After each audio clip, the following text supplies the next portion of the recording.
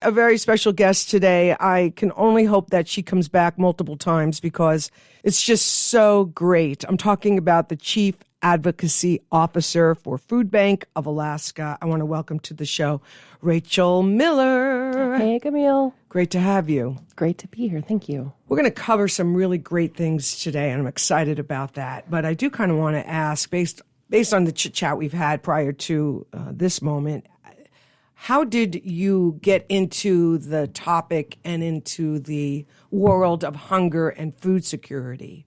So it goes back to my roots. I'm pretty lucky that my folks were able to center food in my life. And growing up wasn't super easy. I'm from a suburb of Cleveland. We were a normal middle-class family, quote unquote. My dad lost his job when I was 5 years old. And I remember that. I remember, times of austerity. But my folks always made sure I had good food to eat. And many years since, I remember talking to my mom just a couple years ago and talking about like the defeat it felt for her to take me to McDonald's, right? And my dad was only laid off for 6 months. We bounced back, but at the same time, that was the 80s, interest rates were high. We were racking up credit card debt. So big hole to crawl out of. And that I didn't realize until later on had really formed how my family approaches food and how my mom really made sure that it was a priority above all else. And I didn't have refined sugar till I was 5. And she just really, growing food and making food has been also part of our family lore, part of our stories. I got to have her on the show. Sandy was a good time. So. And you also did some work with the Peace Corps that affected you deeply. Yeah, I went to Kent State in Ohio and graduated with undergraduate degrees in marketing and psychology. And when I first went into college, I really was like, business is the way. At that time I was like, I want to drive a Lincoln Navigator. And whatever the wealth indicator of the day was. Wow, that was a good choice, though. That was a good choice. It was a solid big vehicle. It was a Lincoln.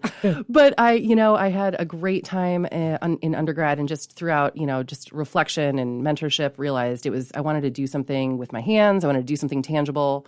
And the Peace Corps came up. And, I'd been very fortunate to take a couple international trips through high school and realized I wanted to travel. I wanted to know other cultures. And I thought that I could do something in the world, right? Contribute. And the Peace Corps for me was the right solution. So I served 27 months in the country of Benin in West Africa. Wow. And I lived in a red dirt road, rural village. Wow. And what happened to you there? I was the recipient of great kindness, honestly. Really? That is what happened to me. I think if you think about Peace Corps West Africa, for me it was expected imagery. I went to the well every day and hauled water on my head. I did my laundry by hand, the regular expected things. But everyone was so welcoming, teach me how to make the food. My big project was dry season gardening. And we were growing a product called the moringa tree. And those leaves were really high in protein, really high in key vitamins. And so we were marketing them to rural health centers. And that was really where I learned that making nutrition sexy is really, really hard. And food as medicine. Yeah, because moringa, I just purchased that powder. And that's become a very popular item these days, especially for women. It's been wild to see it take over Western markets. Right about the time I was serving, there was another woman serving in, I think it was Mali, and she ended up starting a company called the Kuli Kuli Bar. And Kuli Kuli has, and I'm not affiliated, I don't know them, but it was cool to see moringa coming up as a superfood in the world. Yeah. Yes. So when we were chatting earlier, trying to kind of drill down on what we really want to get to today. Of course, what came to the surface first and foremost is I want people to really understand the depth of the network that the Food Bank of Alaska serves, because there are a lot of entities and pantries that basically go shopping, so to speak, at the food bank to fill their shelves so that the people who come to them have what they need, as well as individuals and families going to the food bank directly for source on occasion, though mostly it's these extended organizations. So tell us about this process. How does the food bank work with this large network? Yeah, great question. Food Bank of Alaska has been operating in the state since 1979, and our mission is to end hunger. We have a ways to go. We have some work to do. Currently, one in 8 Alaskans is experiencing hunger, and 1 in 5 kids. So we have a staff of, I think right now it's around 45. We are hiring for a couple positions, if anyone's interested. You check out foodbankofalaska.org. And What did you ask me? The Making a pitch for a network. job. That's okay. Our network, yes. Yeah. So we work with an agency network of over 150 partners all around the state. Wow. We leverage bypass mail to get a lot of our products out to rural communities. We operate a little postal service right in our food bank so we can print our own postage and ship it out. Our flagship program and the way that we're able to serve rural Alaska is through a program called TFAP, Food Assistance Program. I think some of them are right down the hallway here because I knocked on their door last week because I saw food being collected. Yeah. And I said, so what is this, And I didn't grab enough information then for now, but they are collecting for outlying communities like Kotzebue that don't have what we have as it relates to the food bank and pantries. So that must be a little bit of what you're talking about. That's awesome to hear. There are red food bank barrels all over this town right now. It is amazing to see. There's a lot going on that I don't even know about, right? People are just grassroots organizing. The TFAP program and other federal commodity programs are programs that we get food accessed through an ordering service with different partners, or we order through the state. So that is separate from the community donations that people are doing right now. That is another food stream for us. So we do commodity government programs, and then we do cash and in-kind donations from the community. And those government programs, have they been a part of some of the cuts that we are experiencing? Yes. Okay. I will say that Food Bank of Alaska is in a good position. I've been at Food Bank of Alaska for 2 years, and my understanding is that all throughout COVID, the organization really stewarded the resources well. And so we are in a position now, just a couple weeks ago, immediate urgent response to both the typhoon and the SNAP cuts for the month of November that we've been dealing with. So, I just want to reassure everyone, people have been so kind about asking out about Food Bank. We are doing well. We are working really hard. I am so proud of the team that I work with. They're amazing. And that goes for our partners, too, out in the communities. So, again, 150 agency partners all over the state. So a place like St. Francis, because I saw them on Facebook last week and I mentioned it on last Monday's show. What is the actual process by which a pantry like theirs accesses food from the food bank? They'll reach out to us and ask about different types of partnership. And usually if it's a rural community, we're going to say, hey, let's talk about TFAP. And there's paperwork to go through. There are reporting requirements. And really, at the end of the day, it's about food safety and chain of custody, making sure that the food that we get is in good custody until it is consumed. So that's why we take such care with our paperwork with our partners. Beautiful. When we were chatting earlier, you had said that basically you've been studying food systems, food security, hunger for about 20 years now. And as I was listening to you, I thought, oh, yeah, so here we go. We have food system, we have food security, and we have hunger, perhaps different slices of an overall pie. Because in the new design model, we are interested in cause because we know things begin from the inside out. In the old design model, we are focused on effects because we are in a program that tells us things begin from the outside and then turn towards us. So that's why effects are so much more interesting and focused on in the current way. But I am all about the root cause. The plant is the last place of the growth process. There's the soil and there's the seed.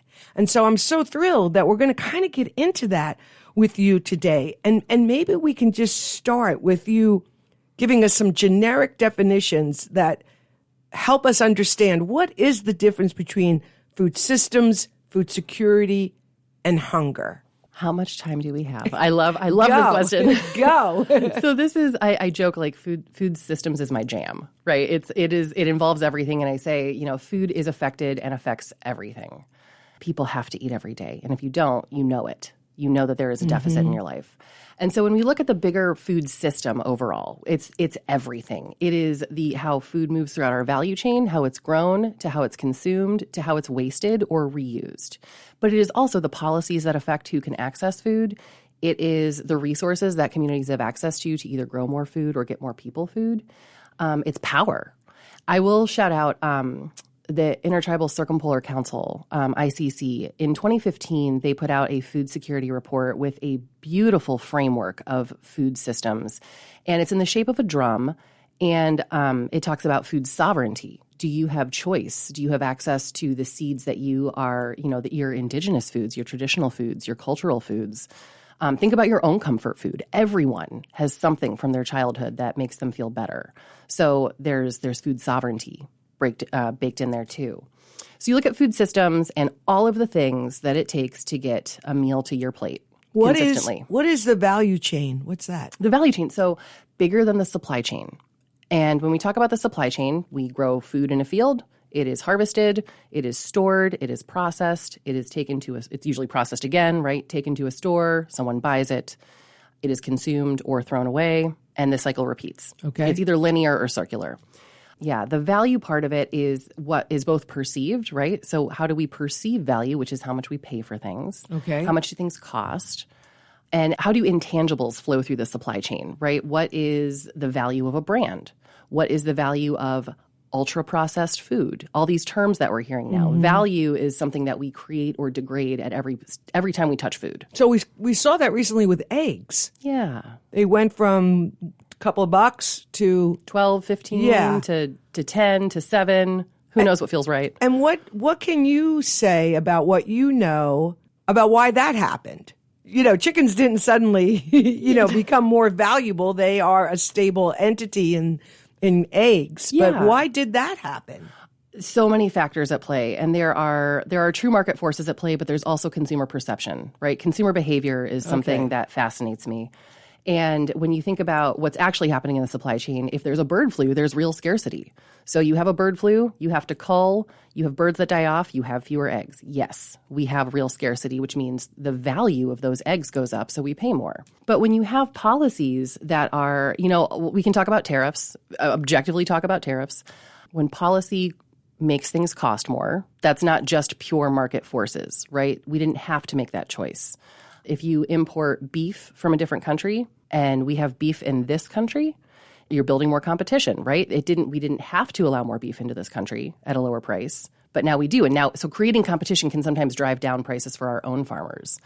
I'm getting a little off the rails here. No, you're not, because it's a complex issue. And this is okay, because what I'm also thinking about, because I did some coverage a couple weeks now on the SNAP benefits, and what I said then that's true still now is that's an example of the value or the lack thereof, the value of food and feeding people. And I think that was real.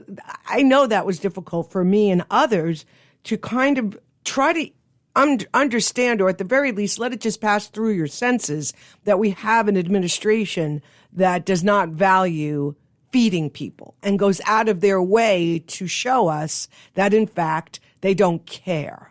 Right. So that is as much of the difficulty for those who are privileged like myself to still be able to buy some food as it is for those on the receiving end of such a cruel mentality. So now I understand more about food systems. Let's go towards food security. What is that and how is it different? Yeah, food security is, so food systems, right, is how we get food, how it all operates. Food security is the concept of enough. Do you have enough? And the USDA, the United States Department of Agriculture, has a tiered system of, are you very food insecure? Are you just food insecure? Are you food secure or very food secure? And there's a nice little pyramid on their page you can check out. But at the end of the day, it's asking, do you know where your next meal is coming from? And not only is that physically limiting, because if you need to find your next meal, you need to hustle enough money or, benefits to go get your next meal for your family. You're then talking about your next meal, right? You're living meal to meal, kind of like people live paycheck to paycheck. Exactly. That really puts your blinders on for where you're able to focus your energy in life.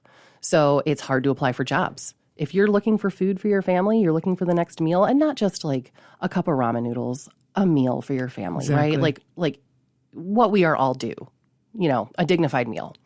So it takes time away from people. That's a great phrase, a dignified meal. I appreciate that. It's like Maslow's, hierarchy. Pyramid. Yeah, that those basic needs, as you say, until they're satiated and taken care of, it's nearly impossible to look ahead to what might be after something like that, personal fulfillment or what have you. And then there's hunger. Mm-hmm.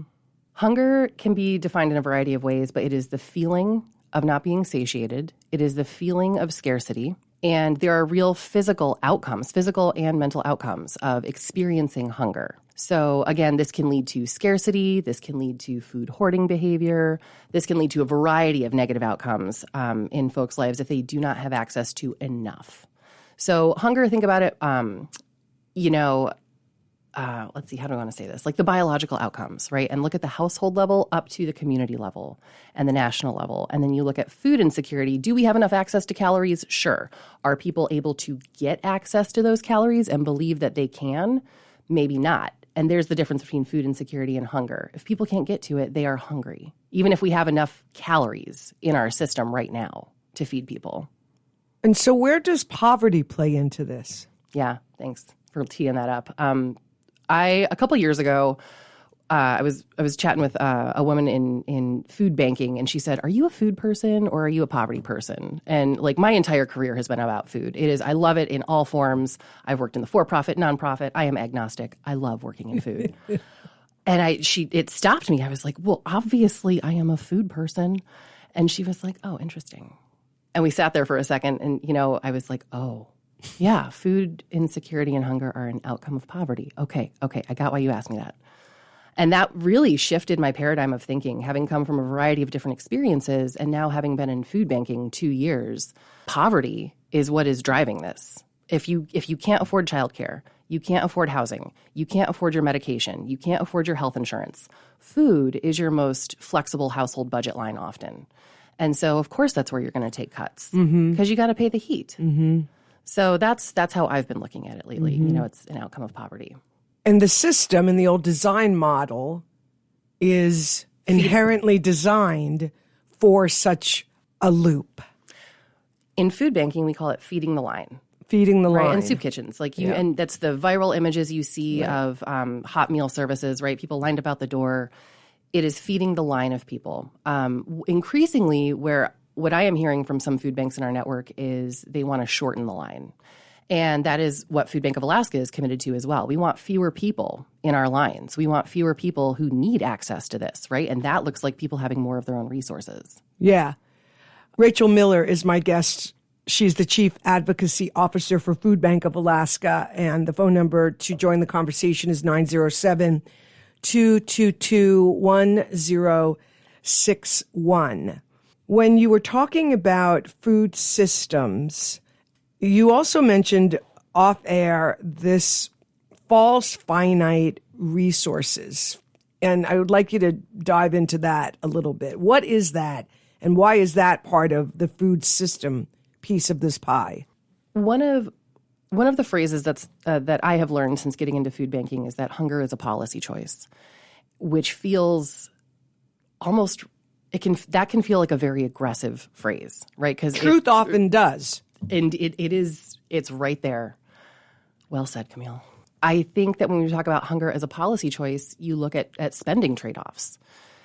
It is a wild task to dig into our national budget, right? That is, for the normal person, it is mind-boggling and not interesting. Food policy is not sexy to a lot of people, except for a very small group of nerds. And when you look at this summer, we had what's called HR1, or the Big Beautiful Bill. And there were SNAP cuts to food stamps that came through at the end of that bill. So over $186 billion were cut from this program over the next 10 years. And when you look at that number, but then you look at that number in relation to other areas of spending at the federal level, it should make you ask some questions. Why? It's a values discussion. Why are we valuing certain things over feeding kids every day in school? Why are we valuing certain things over making sure that every veteran has a dignified meal? Why are we not feeding foster kids coming out of the system when that could just give them a little bit extra oomph to get on their own feet? It doesn't make any sense to me because economically, of course we would want to support people and give them an on-ramp. And I think the question right now in national discussion is about how big should that on-ramp be? Yes.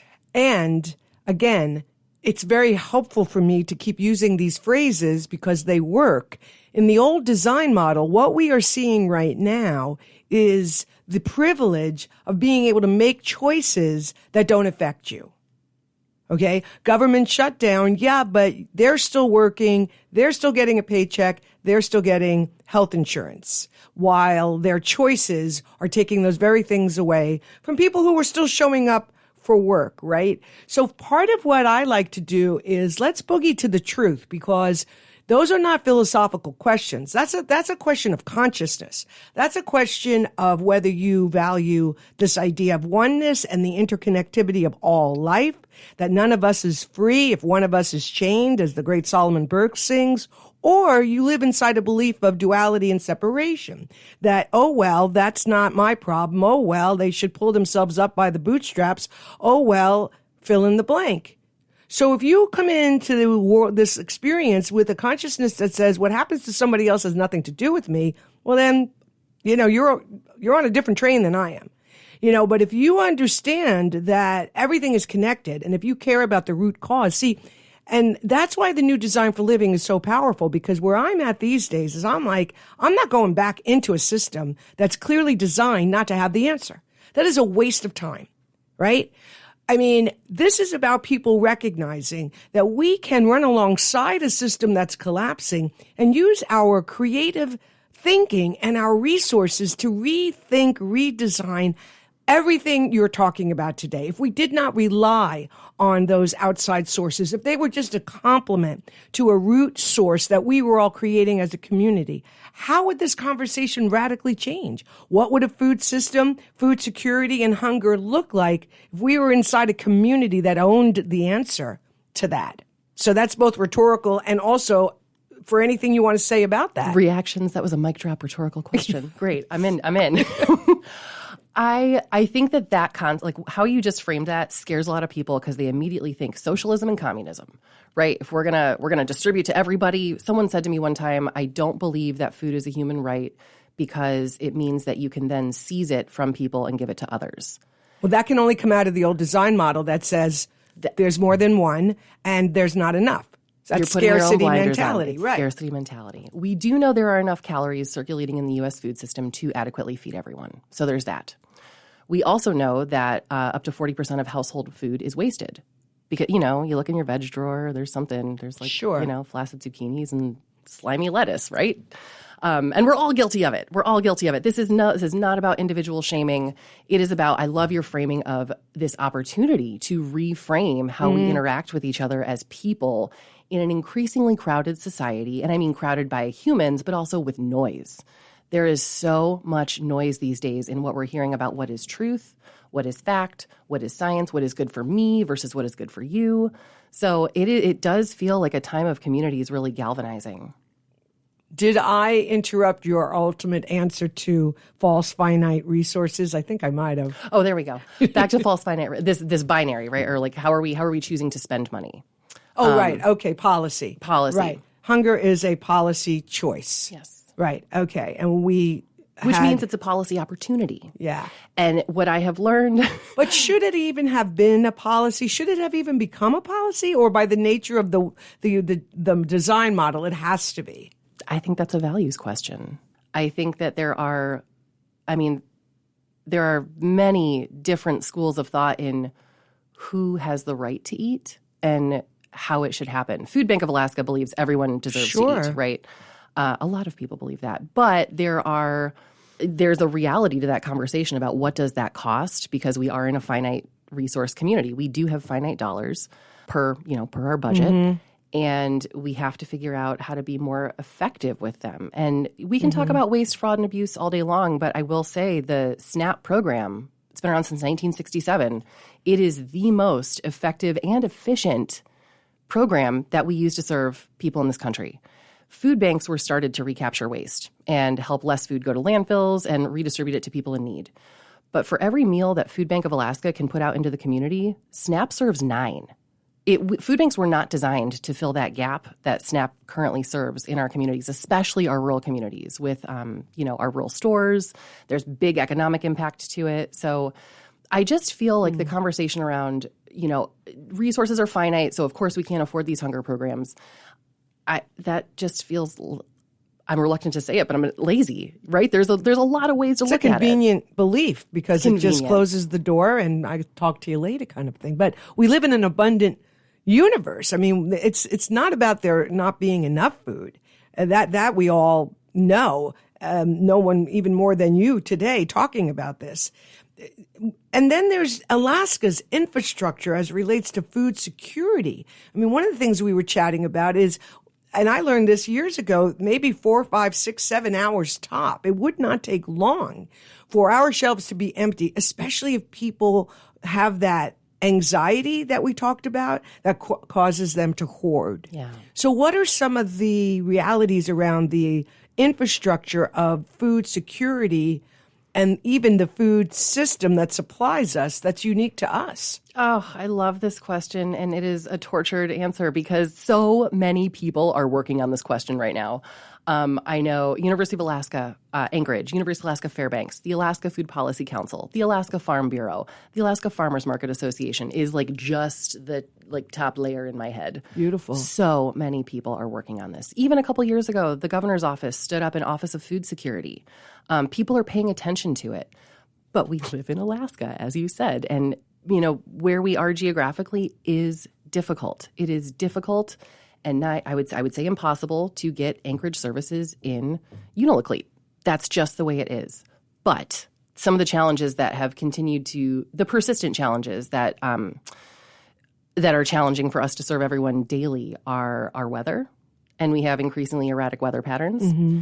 We have some challenges within our aviation infrastructure. So we need to make sure all our weather stations are working so airplanes can land.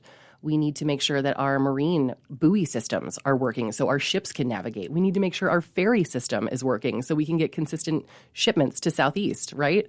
So there's the Alaska factors. Seasonality is really difficult both in the interior in summer and in winter, mm-hmm. right? Things freeze immediately on the tarmac or they wilt pretty fast exactly. in the interior. Exactly. And by the time they get up here, just the vibrancy of food has depleted by the nature of the travel and the time it takes.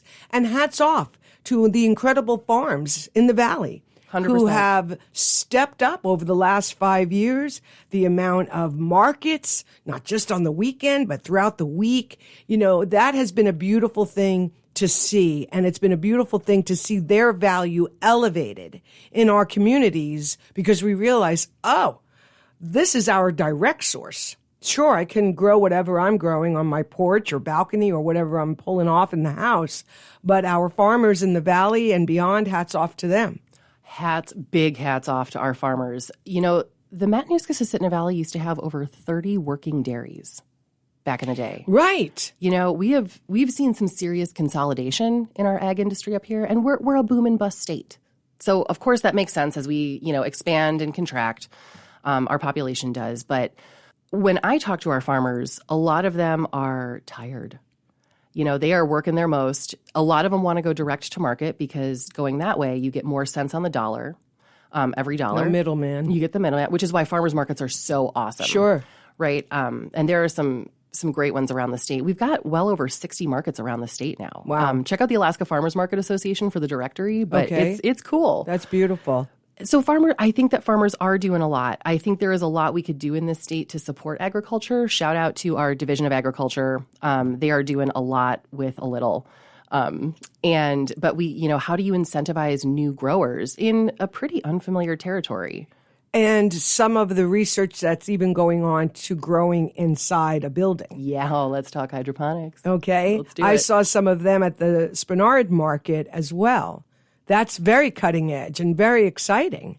Hydroponics are fascinating, and they've been having a moment in the circumpolar north because it is that's how we get the green things in the winter, right? Strawberries are happening now. You can grow so many things hydroponically. My little hydroponic farm at home, I'm growing baby pumpkins and fairy eggplant. It's so really? Cute. Yeah. That's not going to feed me when it hits the fan. Right. But, exactly. But we can do it. But it'll be a final cracker snack, perhaps, a little Ritz and a little eggplant. I like it. The thing about hydroponics up here is it does take a significant amount of energy. Mm-hmm. So you need to consider the energy.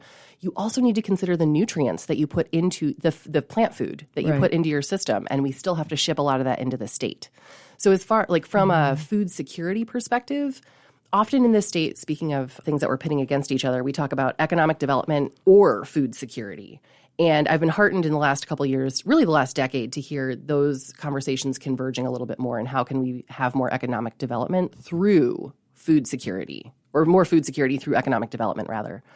And hydroponics have been a huge part of that. If you look at Seeds of Change here in Anchorage, which is a project under the Community Mental Health Trust, they have an amazing warehouse-size hydroponic farm. Last I checked, it was one of the biggest in Alaska. But their outcome is food, but what they're doing is training youth. They're training at-risk youth. Again, last I checked, it was 16 to 24. Their ages may have changed. But these folks are learning how to farm, but also, customer service at farmers markets. They're learning marketing and branding. They're learning interpersonal relationships. And really, you're learning systems engineering through a hydroponic system. That's exciting. Yeah. That's really exciting. Yeah. I would also point you to Fairbanks Soil and Water Conservation District.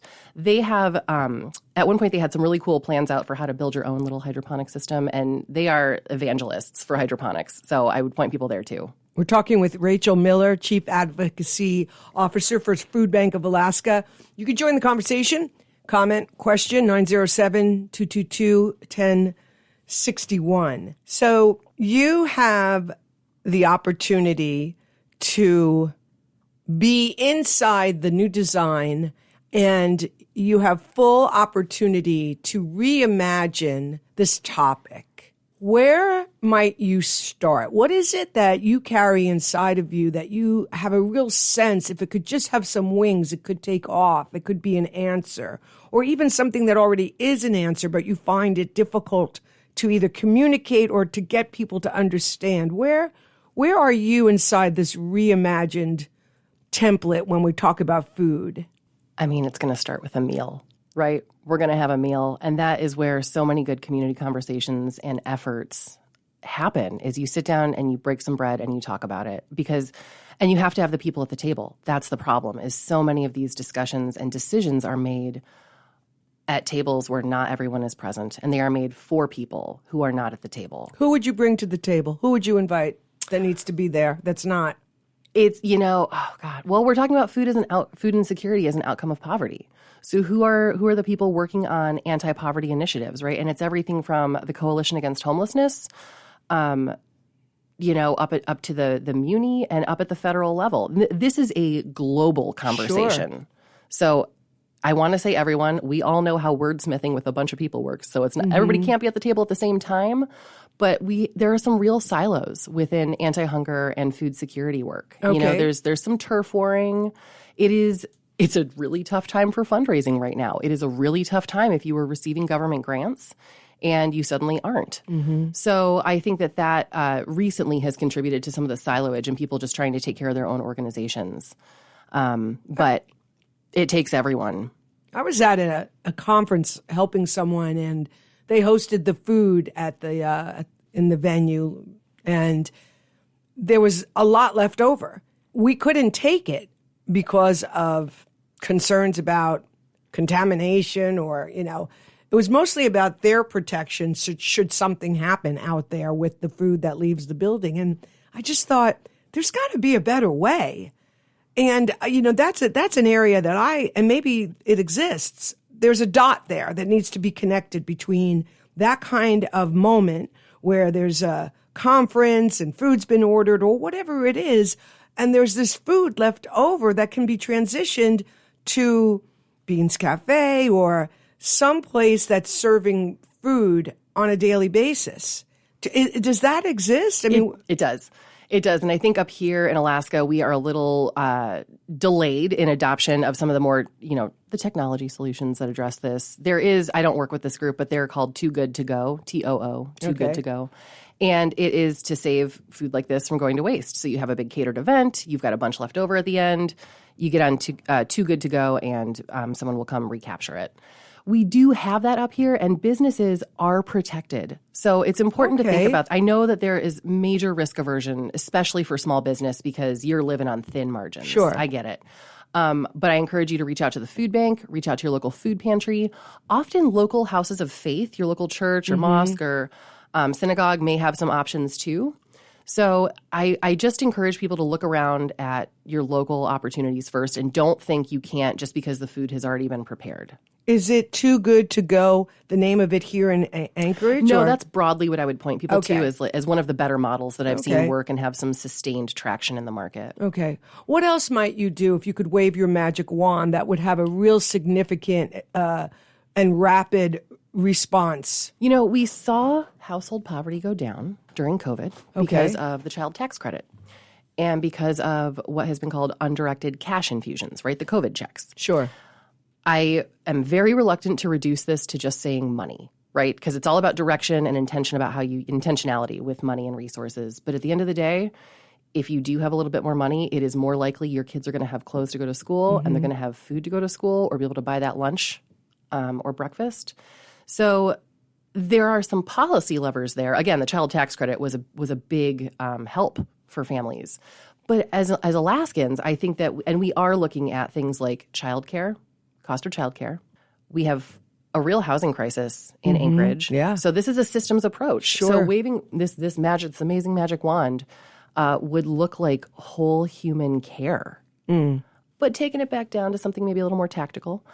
I do think there is an opportunity for our state to help more farmers come online by, what would it look like if we guaranteed a percentage of a farmer's market, and that guaranteed percentage would go to food banks or families in need, right? So the state could guarantee, or some funding entity could guarantee an on-ramp for farmers, and you need 3 to 5 years as a farmer to figure out what is going on if you're just kicking off, right? You need to know your soil. You need to build your soil often.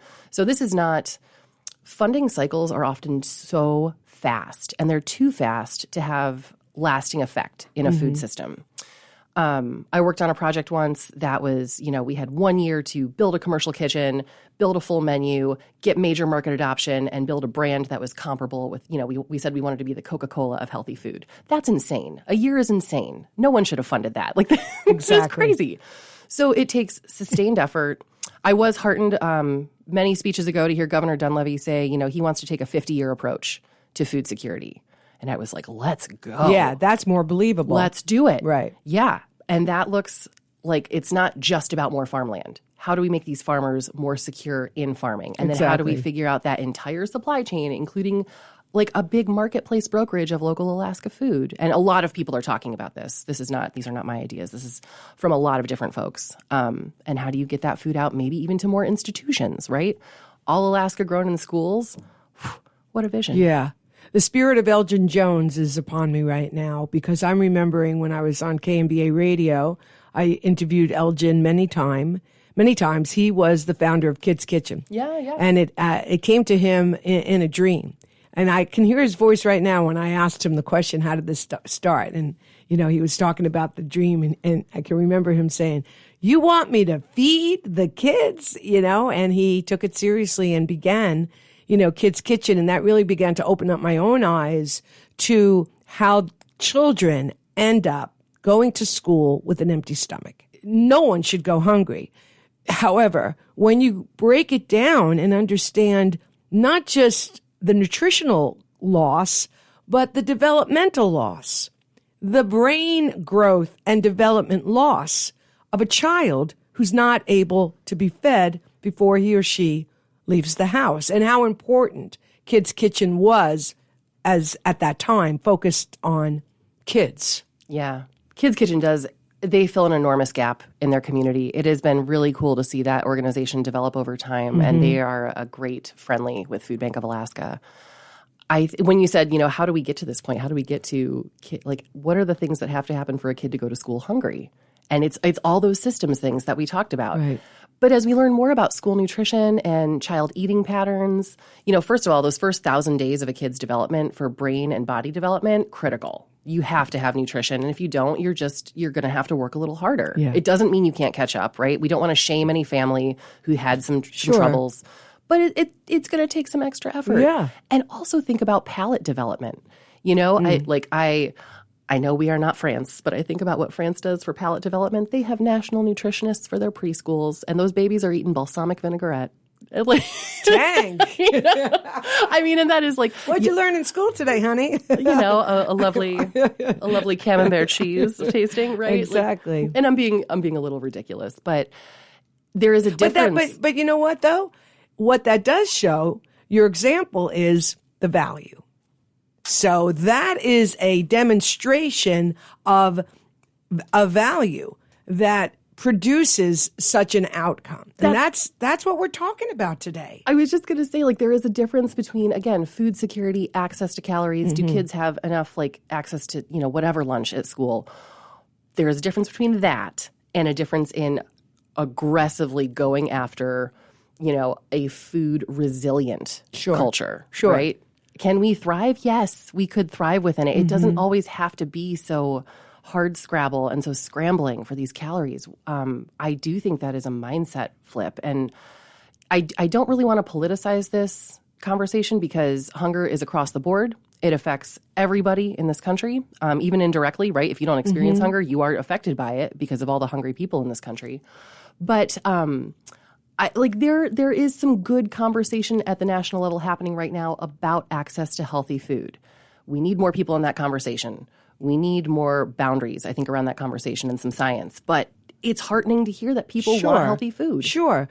And what's also coming up for me is Monsanto and their desire to basically own seeds. I don't know where they're at now with that, but that was a moment, however many years ago, I thought, wow, okay, that's a power and control trip. Yeah. And people like Bill Gates that are buying farmlands. For what purpose? I mean, the only thing that can, unless Bill Gates is saying, I'm buying all of this because I'm going into the food system, food security, and end hunger world, and this is how I'm going to do it with all my millions because I can, that would be one thing. Haven't quite heard that yet, which leads me to power and control. I mean, why else would you be buying land that grows food for any other reason? Okay, so Bill Gates and I are not besties. I don't know him. I don't know him either. We don't chat. I don't need to know him. I already know him. But one of the interviews he did when all of that broke in the news that he owned, the vast majority of farmland in this country, and people were horrified. And he was like, look, back in the 90s, I talked to my financial advisors and they were like, yeah, farmland is where it's at. Housing is going to go up. Housing demand is going to go up. So we're going to need housing developments. Look at all this farmland that we have. Food and water have been a discussion, or scarcity of food and water globally have been a discussion forever. So yeah, farmland as an investment makes sense. And that's how he ended the interview. He was like, yeah, that's what I did because that's what my advisors told me to do. So I think it's easy to fall into the nefarious, the thinking like, oh, they're out to get us and they're going to consolidate all the land. I don't know. Maybe they are. But I feel like it is almost simpler and less complicated in that, and like it was just a good investment. But unfortunately, that is a massive transaction that is rippled through the entire food system. Sure. So there is responsibility with great power. Absolutely. I mean, it would be now that I'm thinking about it, maybe you can help me find a farmer in our state, because that's another component to this discussion, to hear directly from them. What are they dealing with? What are their struggles? What are their hopes for this conversation about food systems, food security, and hunger? 907-222-1061 is the number. We still have a few minutes to go. My guest today is just really important to our community, Rachael Miller. She's the Chief Advocacy Officer, but clearly so much more than that, with 20 plus years studying food systems, food security, and hunger, which we are all talking about today. You mentioned before our conversation here, and I mentioned it just a few minutes ago, but I was hoping maybe you can touch on it, food as medicine. Is that an actual program in the food bank? Yes. Tell us about that. Oh, great question. Real quick, back to your point about farmland. Sure. I did want to flag the Alaska Farmland Trust. Okay. They are working on getting people access to farmland, and they would be, I just wanted to finish that conversation. Yeah, and listen, another thing that's true for me that I'll just tell you, I love fundraising. Okay. I have a Let's gift. go, Camille. I have a gift for helping people open their hearts and their wallets at the same time. You know, I just did the 6-hour, the longest ever I've ever done, my MC auctioneer work over at Willowa on Saturday for Western Alaska. Oh my gosh. And I did a post on it, and, you know, it just reminded me of the truth. There is power in community. End of sentence. And when we start really waking up to that, as we did on Saturday, watching people come through the door, connection, it was just this, it was a love fest.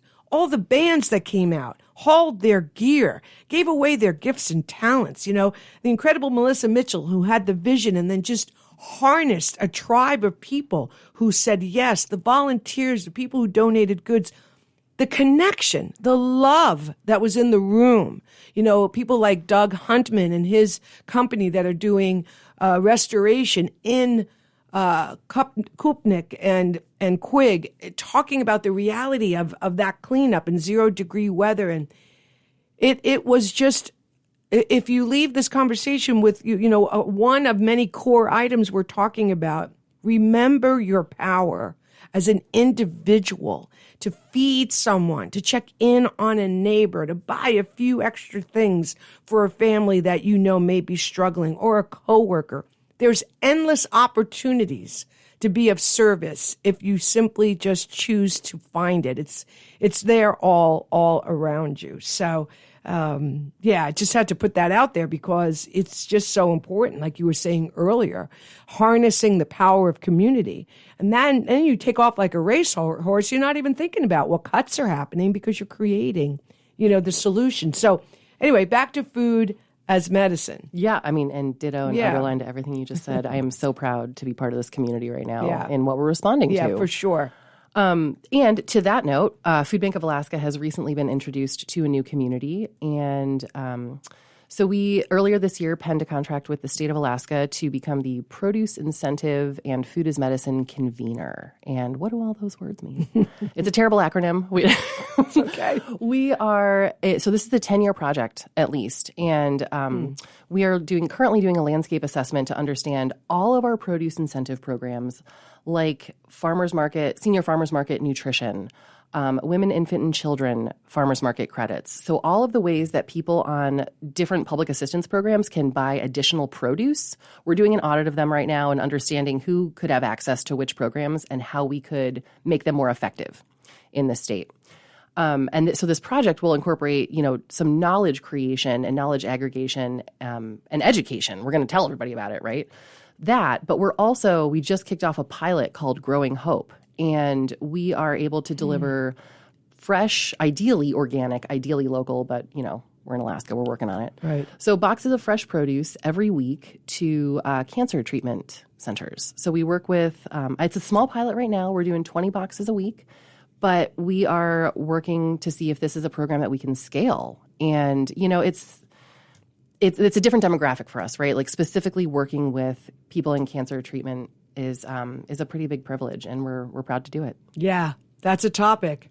Yeah. I mean, that's a topic. When both of my parents were diagnosed with cancer, within months of each other, I went over to 2 people in this community. One was Vicky at Natural Pantry.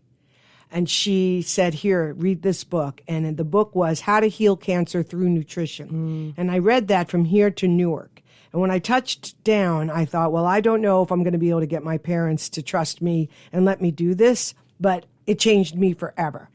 That was a game changer. And then the other person I spoke to was Steve over at Organic Oasis, who helped me understand so much about alkalining the system and how disease cannot grow in an alkaline environment. Again, the soil, right? The soil, acidic versus alkaline. All right, let's grab a phone call here. Hi, you're on the air on KONR Radio. Who am I talking to? This is Barbara Jerry Taylor Camille. Thank you for this program today. First, let me thank you all for giving a shout-out to Elgin Jones. I worked with him for many years. My concern is people would like to have nutritious food, and many of those people have SNAP benefits, and they have to stretch those benefits as far as possible.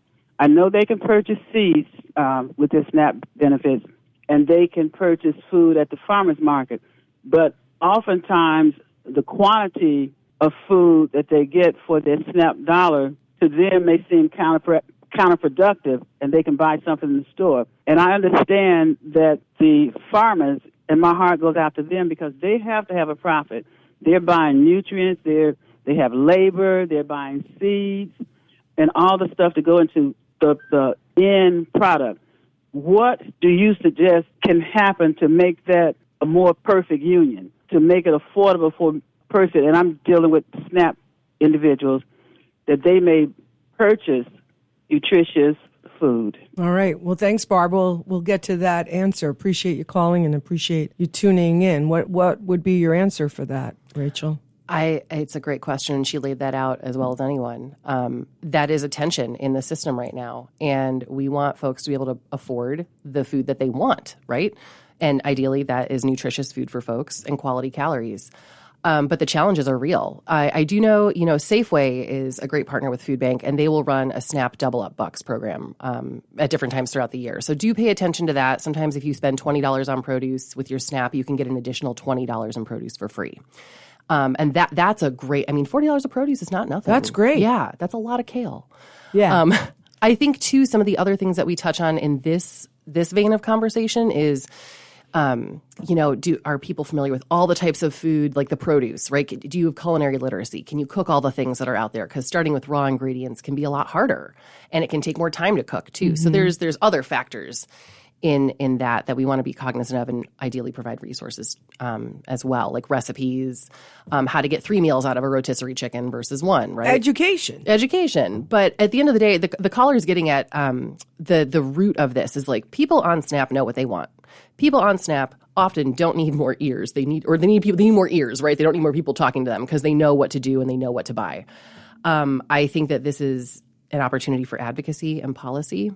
And that is a question to the state. I wish I had a better answer, but it's very case by case in what people can afford, what is available in their community. And also what I learned when this whole thing started was that a lot of SNAP benefits, or let's say some SNAP benefits, beneficiaries rather, have, dietary restrictions for reasons like you and I have, as well as perhaps medical reasons, which causes them to also have to really augment their purchase dollars because maybe what they need is outside of the traditional shopping aisles that we go up and down, whatever that may be, whether it's dairy intolerant or gluten-free or whatever it is. Yes. So, and Barb, she's a friend of mine, and she does beautiful work in the community as well, educating people around budgeting and finances. So I know that this is a passionate topic for her as well. I want to mention that my dear friend Lael Faribawn, who runs Snow City Cafe in South and Snow City, and she's just